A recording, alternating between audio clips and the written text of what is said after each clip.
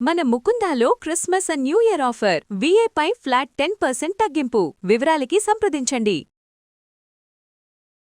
నమస్తే రమగారు. నమస్తే జయ. రమగారు, మనకి రథసప్తమి ఉందండి. రథసప్తమి అనగానే ఒక సంవత్సరం మనం మేడ మీద చక్కగా సూర్యోదయానికి ముందే కుంపట పెట్టి పరవన్నం వండేసాం, పాలు పొంగిచ్చాం కదండి.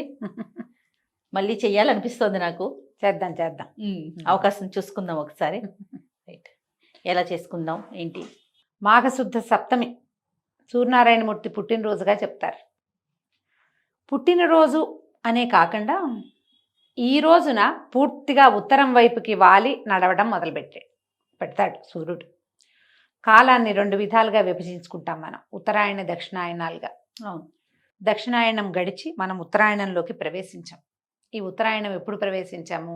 మకర సంక్రాంతితోటే మనం ఉత్తరాయణంలోకి ప్రవేశించాం. అంటే సూర్యుడు ఉత్తరం వైపుకి నడవటం మొదలు పెడతాడని సూచన. ఇది దేవతల మెలకువ కాలమని, అంతా సిద్ధంగా ఉంటారని, మెలకు వచ్చి మన కోరిన వరాలు ఇస్తారని, ఇట్లా విశేషంగా కొన్ని పండుగల కాలమని చెప్పుకుంటాం. అయితే ఈ సంక్రమణం కూడా చాలా విశేషంగా సూర్యనారాయణమూర్తికి విశేషంగా సేవించుకుంటాము. తర్వాత ఏమో పితృతర్పణాలు అవి పెడతాం, పెద్దల రోజులుగా సేవించుకుంటాము. ఆ తర్వాత వెంటనే ఇంకొక దగ్గరలోనే, ఈసారి మరీ దగ్గరలో సంక్రాంతి పండగ అయిన వారానికే మనకి రథసప్తమి కూడా వచ్చింది. కొంచెం కాస్త అటు ఇటుగా వెళ్తూ ఉంటుంది. ఈసారి కాస్త ఒక రవ ముందుగా వచ్చింది. ఈ మాఘమాసం మొదలుపెట్టిన దగ్గర నుంచి, మాఘమే సౌరమాసంగా చెప్తాం, ఆరోగ్య మాసంగా చెప్పుకుంటాం. మాఘమాసంలో విశేషంగా సూర్యారాధన చేస్తాం. అందులో సప్తమి మరీ విశేషమైంది. మాఘం మొదటి రోజు నుంచి చివరి రోజు దాకా ప్రతిరోజు సూర్యనారాయణమూర్తి దర్శనము, సూర్యుడికి అర్ఘ్యం ఇవ్వటము, సూర్య సంబంధితమైనటువంటి స్తోత్రం చదువుకోవటము, విశేషమైన సేవం జరపటము మన పద్ధతి. అన్ని రోజులు జరపలేకపోతే ఈ రోజున రథసప్తమి రోజునైనా సూర్యారాధన విశేషంగా చేసుకుంటే కనుక ఆరోగ్యం సిద్ధిస్తుంది, బాగుంటుంది జీవితం. అయితే ఈ రోజు నుంచి, ఇప్పుడు ఉత్తరాయణం మొదలైన దగ్గర నుంచి ఉత్తరం వైపుకి కొద్దిగా కొన్ని డిగ్రీలు అట్లా తిరగటం మొదలు పెడతాడు. ఈ రోజు నుంచి ఉత్తరం వైపుకి వాలిపోతాడు పూర్తిగా, నడక మారుతుంది. ఇవాళ నుంచి మనకి సంక్రాంతి పండగ రోజునే ఎండ పెరిగింది. అవునండి, మెల్లిగా ఎండెక్కుతుంది. మాఘం వచ్చేసరికి చురుకెక్కుతుంది. ఈ సప్తమి నాటి నుంచి ఇక ఎక్కిపోతాడు. పొద్దు నిలబడ్డం మొదలు పెడుతుంది. ఇది ఎండ పెరిగే కొద్దికి నేల పదునెక్కుతుంది, ఎండ పదును పెరుగుతుంది. నేల కూడా ఇప్పటిదాకా ఏమైంది, వర్షాలతోటి తర్వాత మంచుతోటి చిత్తడిగా ఉండి బంకగా ముట్టుకుంటే అంటుకునేలాగా, దుప్పట్లోనే ఉండిపోదానరా దేవుడా అని అనిపించేలాగా ఉన్న రోజులు మారడం మొదలు పెడతాయి. పగళ్ళు మెల్లిగా పెద్దవవుతాయి, రాత్రుళ్ళు చిన్నవవ్వటం మొదలు పెడతాయి, ఎండ పెరుగుతుంది. మనకి ఆరోగ్యాల్లో కూడా మార్పు వస్తుంది. నిన్నటిదాకా సరిగ్గా అన్నం తినని వాళ్ళు కూడా ఒక రకంగా వేడిగా అవి తాగుదాం ఇవి తాగుదాం అనిపించిన వాళ్ళకి అన్నాసక్తి పెరుగుతుంది. జీవుల చైతన్యంలో మార్పు వస్తుంది. అసలు మొత్తం ప్రపంచమే మారిపోతూ ఉంటుంది. ఇంతే కదా జీవితం, ఎప్పటికప్పుడు మారుతూ ఉంటుంది. ఆ మార్పుకి కారణభూతుడైనటువంటి ప్రత్యక్ష నారాయణ స్వరూపుడికి ఈ రోజున మనం సేవ చేసుకుంటాం. సూర్యుడికి తొందరగా నిద్ర లేవటం, అర్కపత్రం అంటే జిల్లేడాకుల్ని కానీ, తర్వాత సౌరశక్తి ఇతోధికంగా ఉండే రేగాకులు, రేగు పళ్ళు, ఏవైనా రాగి కాసులు తల మీద పెట్టుకుని స్నానం చేయాలని చెప్తారు. 7 జిల్లేడాకులు, 7 రేగాకులు, 7 చిక్కుడాకులు, తర్వాత రేక్కాయలు, ఎవరికి ఏది వెసులుబాటుగా ఉంటేది, ఎవరికి ఏది అందుబాటులో ఉంటే అది. మన ప్రాంతాల్లో చిన్న చిన్న తేడాలు ఉన్నాయి. ఈ తేడాలన్నిటినీ బట్టి మన పద్ధతి ప్రకారం ఏదో ఒకటి నెత్తి మీద పెట్టుకుని, అంటే ఆ సౌరశక్తి ఎక్కువగా ఉంటుంది వాటిలలో. అసలు జిల్లేడాకని సంస్కృతంలో అర్కపత్రం అని చెప్తారు. అర్క దాని పేరే, అందుకని సౌర సంబంధమైన శక్తి ఉంటుంది. మామూలుగా జిల్లేడు ఎప్పుడు వాడతాం మనం? సంవత్సరంలో ఒక్కసారి వినాయకుడు పూజ అప్పుడు వాడతాం. ఆయనకి అర్కపత్రం సమర్పయామి చెప్తాం, అదొకటే. రెండోది మళ్ళీ ఇప్పుడు మామూలుగా జిల్లేడు చెట్టు జోలికి బొమ్మను. అవునండి, ఆ పాలు మంచిది కాదనుకుంటాం. కానీ ఈ పర్టికులర్ రోజున, ఈ ప్రత్యేకమైన రోజున అది చాలా ఉపయోగపడుతుంది. అది తీసుకొచ్చి వేడివేడి నీళ్లు నెత్తి మీద పోసుకుంటే దానివల్ల మనకి ఒంట్లో సౌరశక్తి పెరుగుతుందని, సూర్యుడి శక్తిని ఆ కిరణాలను తీసుకునే పద్ధతి శరీరానికి పెరుగుతుందని, మంచిదని, రకరకాల మన పద్ధతులు పూర్వ ఋషులు పెట్టినవి ఏవి కూడా వాటికి రీజన్ అంటే కారణం ఏమిటి అనేది మనకు తెలియదు, కానీ తర్కం ఏమిటో తెలియదు మనకి. ఏదో ఉన్నది తర్కానికి అందనిది, మనకు అర్థం కానిది ఏదో ఉంది. కానీ ఇప్పుడు మనకేం తెలిసింది, అవి ఎక్కువ సూర్యకిరణాలను తీసుకుంటాయి. జిల్లేడాకులు, చిక్కుడాకులు, వాటి లక్షణం అది. అందుకని అది మనం తల మీద పెట్టుకోవాలంటాం. రాగ్కాసులు, రాగి ఒకటి, తర్వాత ఏమో ఈ మన రేక్కాయలు, రేగాకులు, వాటన్నిటికీ అదే లక్షణం ఉంటుంది. నెత్తి మీద పోసుకొని నీళ్ళు పోసుకోవటము. పెద్దవాళ్ళు చిన్నవాళ్ళు అందరూ వేడి నీళ్ళతో తలస్నానం చేయాలని.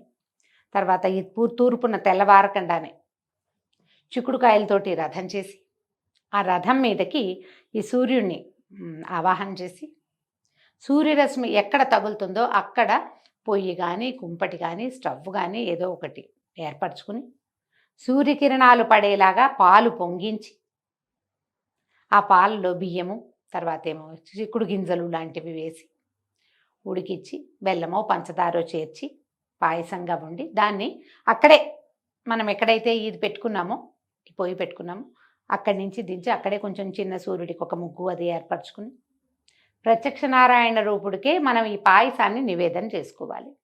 జీడిపప్పులు అవి వేయరు. పెద్దవాళ్ళు ఏం చెప్తారంటే, సూర్యనారాయణ మూర్తికి పళ్ళు ఉండవు, జీడిపప్పులు పంటి కింద పడతాయి కాబట్టి వేయకూడదు అంటారు. అలాగప్పుడు చిక్కుడు గింజలు కూడా వేయకూడదు కదా అని ఇంకో కొంతమంది చెప్తారు. చిక్కుడు గింజ కంటే జీడిపప్పు ఎక్కువ. పైగా ప్రధానమైనది ఏంటంటే, వేయించి వేసిన ఏ వస్తువు పనికిరాదు. ఒక పాత్రతో వండాము, ఇప్పుడు మనం జీడిపప్పులు వేయాలంటే ఏం చేయాలి, వేయించాలి కదా, ఆ పని పెట్టుకోకూడదు. ఒక పాత్రతోటే పాలు పొంగించి అందులో పరమాన్నం వండి, ఆ పరమాన్నాన్ని సూర్యనారాయణ మూర్తికి నివేదన చేయాలి. ఆదిత్య హృదయం విధిగా చదువుకోవాలి. ఓకే. ఆదిత్య హృదయంతో పాటు ఈ సూర్యమండల స్తోత్రము, అలా ప్రత్యేకమైన ఉన్నాయి, ద్వాదశార్య స్తోత్రము, సూర్య కవచము, ఇలాంటివి చదువుకుంటే చక్కగా చాలా మంచిది. ఇవన్నీ ఏంటంటే స్కిన్ ఫ్రెండ్లీ, చర్మానికి మంచిది, ఆరోగ్యానికి మంచిది. సాధారణంగా మనం చెప్పుకునేది ఆరోగ్యం భాస్కరాదిచ్చేత్ అంటారు. ఆరోగ్యం ఎప్పుడు సూర్యరశ్మి వల్లే వస్తుంది. బేసిక్ రూలు మనం చూడు, ఒక ఇంట్లో ఉన్నామా, తలుపులు వేసుకుని పొద్దుస్తమానం తలుపులు వేసుకుని ఉండొచ్చా? ఉండలేదు. కాస్త ఎండా వాన రావాలి, మనం ఒక ఇల్లు కొనుక్కోవాలన్నా, ఒక ఇల్లు అద్దెకి తీసుకోవాలన్నా క్రాస్ వెంటిలేషన్ ఉందా అని చూస్తాం. గాలి వెలుతురు చూసుకుంటాం కదా. ఇప్పుడు ప్రధానంగా గాలి వెలుతురు అంటే, వెలుతురికి ఆధారం ఎవడు మనకి? సూర్యుడే కాదు, ఆయనే కదా. అవి ఎక్కడి నుంచైనా తూర్పు ఎండ పడుతోందంటే అబ్బో ఆరోగ్యం మంచిది మంచిది అనుకుంటాం. అందుకని మనకి తూర్పు వాకిలి మంచిది, తూర్పు తిరిగి దండం పెట్టు, తూర్పు ముఖంగా పడుకో, తూర్పు ముఖంగా పూజించు, తూర్పున బరువు పెట్టకు, ఎన్ని చెప్తారు తూర్పుతోటి. అన్నీ తూర్పుతోటే ముడిపడి ఉంటాయి. ఆ తూర్పు ఎవరి దిక్కు? ఈయన దిక్కు. కాబట్టి మనకి 12 మంది ఆదిత్యులు ఉంటారట. మనకు కనపడేది ఒకడే కానీ 12 స్వరూపాల్లో ఉంటాడు. ప్రతి నెల ఒక్కొక్క స్వరూపం మారుతూ ఉంటాడు. అందుకని నెలకి సూర్యుడి యొక్క ఆయన రాసుల్లోకి మారతాడు, స్వరూపం మారుతుంది, స్వభావం మారుతుంది. నెల మారేసరికల్లా ఆయన మారిపోతూ ఉంటాడు. అదే కనపడతాడు, కానీ రశ్మి తాలూకు వేగము, కాంతి, వాట్లల్లో తేడాలు వస్తూ ఉంటాయి. ద్వాదశాదిత్య స్తోత్రం ఒకటి ఉంది, చక్కగా అది చదువుకోవటం, ఈ పాయసం నివేదన చేయటం. సింపుల్ పాయసమే, అదేం పెద్ద బ్రహ్మ విద్య కాదు. కాస్త మనకు కావాల్సిన దానికంటే ఎక్కువ పాలు పొయ్యి మీద పెట్టుకోవాలి, స్టవ్ మీద పెట్టడం. ఆ పాలు పైకి పడిపోయినాయి అనకూడదు. పాలని ఇట్లా పొంగు రానిచ్చి అప్పుడు బియ్యాన్ని వేసుకోవాలి. ఈ బియ్యం ఏం చేయాలి, మనం ఒక గ్లాస్ 1 లీటర్ పాలు పెట్టామనుకోండి, ఒక 3-4 గుప్పెళ్ళ బియ్యమే తీసుకోవాలి. అది బియ్యానికి మా అత్తవారింట్లో అయితే నెయ్యి రాస్తారు చేయ, కడిగిన బియ్యం పనికిరావని చెప్తారు. బియ్యం కడిగితే ముక్కలు విరిగిపోతాయి, ముక్క విరగకూడదు. ఒక శాస్త్రం, మరి ఆ పద్ధతి అట్లా ఎందుకు చెప్తారు? నెయ్యి రాసుకుంటే కొంచెం శుద్ధి అవుతుందని ఏం చేస్తారు, కాస్త చక్కగా నెయ్యి రాసేసి ఇట్లా గుప్పెడితో తీసి 3 గుప్పెళ్ళు 3 సార్లు పొంగనిచ్చి, పొంగిన ప్రతిసారి 1 గుప్పెడు చొప్పున వేస్తారు. 3 పెద్ద గుప్పెళ్ళు 3 చిటికెలు వేసుకుంటారు. పిల్లలతో వేయించాలి, ఇంటిల్లిపాది వేయాలి. అవన్నీ మీ ఇళ్లలో ఏం పద్ధతులు ఉన్నాయో అవి చేసుకోండి. మా ఇంట్లో అయితే నేనే వేసుకుంటా, నేను ఎవరిని పిలవను. మా అమ్మ వాళ్ళ ఇంట్లో చేసేటప్పుడు కూడా ఎవరు పాయసం దగ్గర కూర్చుంటే వాళ్ళే వేసేవాళ్ళు, కానీ మమ్మల్ని అందరినీ పిలిచి వేయించాలన్న నియమం పెట్టుకునేవాళ్ళు కాదు. ఎందుకైనా కానీ ఒక్కొక్కళ్ళ పద్ధతి అంతే. కొన్ని ఇళ్లలో కనిపిస్తుంది, ఇంటిల్లిపాది వచ్చి అందులో వేయటము, దండం పెట్టుకోవటము ఉంటాయి. అంటే అందరి చెయ్యి అందులో కలవాలను ఏదో సిద్ధాంతాలు. మీకు ఎలాంటి సిద్ధాంతం ఉంటే అట్లా చేసుకోండి. ఒక్కళ్ళే చేస్తే తప్పని, 2 భార్యాభర్త చేయాలని, పిల్లలతోటి వేయించాలని అవి ఏవి నియమాలు కాదమ్మా. అవి షో కోసం చూపించేవి మాత్రమే. మీ ఇంట్లో గనక అలాంటి నియమం ఉంటే మాత్రమే వాటిని పాటించండి. లేకపోతే ప్రసాదం 10 మంది ముట్టుకోకూడదని నా సిద్ధాంతం అయితే అది. ఓకే. పిల్లలు తలల మీద చేతులు పెట్టుకుంటారు, అట్లా అనిపిస్తుంది. మనం మడిగా చేసేటప్పుడు అందరినీ మెడెక్కడ కట్టిస్తాం? మనం శుద్ధంగా చేసుకుంటాము. అన్ని చోట్ల తిరిగి పిల్లలు అటు ఇటు ఆడుకుంటూ వచ్చి ఆ చేతులు పెడితే అలా నా ఉద్దేశం మడికి పనికి రాదని. ఒక్కొక్కళ్ళది ఒకరిని దాన్ని మీరు ఓసిడి అనొచ్చు, ఓసిడి కానీ నేను దాన్ని మడి అనుకుంటాను, మీ ఇష్టం. కానీ ఇలా చేసి చక్కగా పాలు ఎక్కువ ఉండాలి. ఈ బియ్యము ఉడకాలి కదా, అవును. చాలా సమయం తీసుకుంటుంది. నిదానంగా సన్నని సెగ మీద మాడిపోకుండా పాలు విరక్కండా చూసుకుని తాపీగా దాన్ని ఉడికించటము, తర్వాత బెల్లం వేయటము, వేస్తే చక్కగా కరిగి పాకం పక్వం అవుతుంది. దాన్ని చిక్కుడాకుల మీద నివేదన చేస్తాం. అవునండి. చిక్కుడాకులు, చిక్కుడు కాయలు దొరకటం చాలా ముఖ్యము. అవకాశాన్ని బట్టి చూసుకోండి.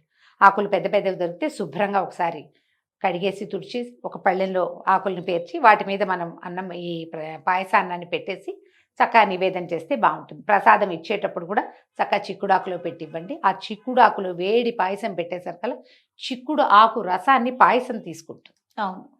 అది ఎక్కువగా ఆరోగ్యానికి మంచిది. ఇంకా ఏ ఆకు చెప్పకుండా చిక్కుడాకే చెప్తారు మన ప్రాంతంలో. ప్రాంతాలు మారాక కొన్ని చోట్ల అరిటాకులు, కొన్ని చోట్ల మర్రాకు అలా ఉంటే వాళ్ళ పద్ధతి అది. మనం అది చెయ్యం. మనకి ఇక్కడ ఏం చెప్పారో మన ప్రాంతం అంతా చిక్కుళ్ళ మీదే ఉంటుంది. మీ అవకాశాన్ని బట్టి చేసుకోండి. ఎంత కుదిరితే అంత చేయండి అమ్మా, మానేయద్దు అంతే. ఇందులో పూజ లేదు, ఏవి కుదరలా.